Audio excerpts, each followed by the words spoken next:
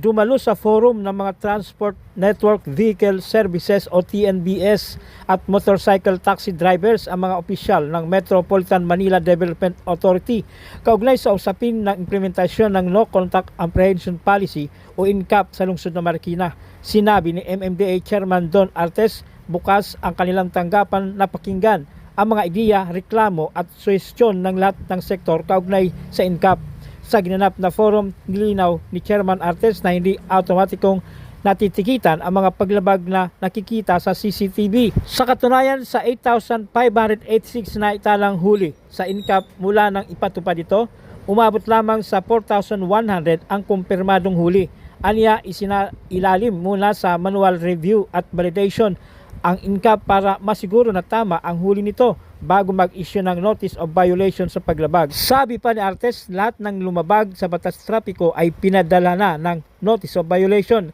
Nilinaw din ng opisyal na pagpapairal sa disiplina at hindi multa ang layunin ng muling pagpapatupad sa NCAP. Nakipag-ugnayan na rin ang MMDA sa LTFRB para sa kahilingan ng mga TNVS drivers na maglabas ng sticker para sa madaling pagkakakilanlan sa kanilang mga sasakyan. Maganda naman po yung naging discussion. Yan po yung maganda kaysa nagrarally tayo, nagbabatikos tayo. Well, di ba po mas maganda na pag-usapan natin yung mga concern para po masagot natin diretso yung mga agam-agam, yung mga pangamba ng ating mga motorista.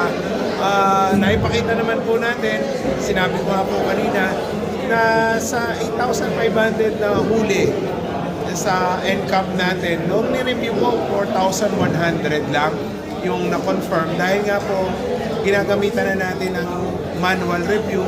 May isip po yan, tao po ang nagre-review niyan, may puso.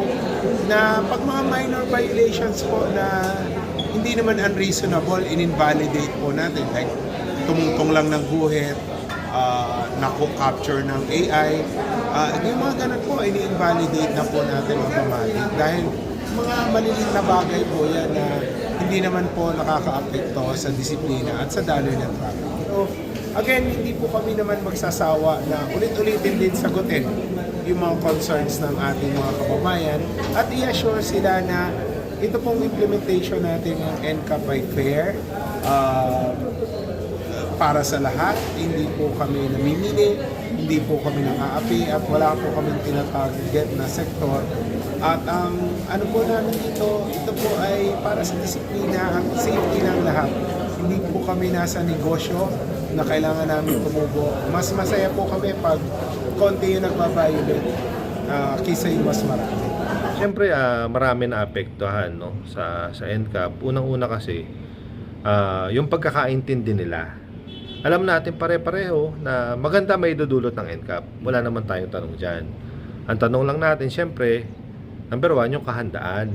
Number 2, yung edukasyon, no? Yung pagkakaintindi nila. Ano ba talaga yung mga dapat kong iwasan? Ano ba yung mga violations ko? Ano ba yung dapat hindi ko gawin? So, sa pamamagitan ng forum na ito, nabibigyan nating linaw kung ano ba talaga ang dapat para sa kanila. Hindi sila dapat matakot eh. Ang gusto lang naman ng gobyerno, ang gusto lang naman ng MMDA, ng DOTR, magkaroon ng disiplina. At yun na may mangyayari. Ang problema lang, sa parte naman ng mga riders, natural, hindi nila alam kung ano ba yung tama at mali dahil mayroong kahit papanong kakulangan. Sabi nga nila, yung mga road markings, may mga kakulangan pa dyan. Tsaka paano yung mga sasakyan, alam naman natin pare-pareho, hindi lang naman sa motorsiklo. Sa mga four wheels, paano yung mga sasakyan na hindi pa nakapangalan sa iyo?